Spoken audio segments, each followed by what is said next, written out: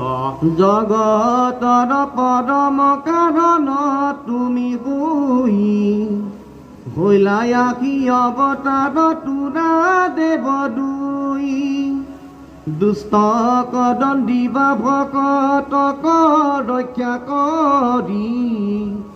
এহিকে কাৰণে নাথৈ আছাই অৱতৰি জগতত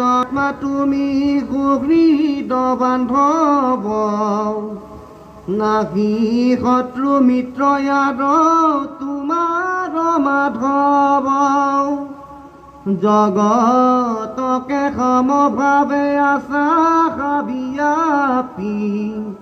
ভজন্তা জনক মাত্ৰ ভজা তথাপি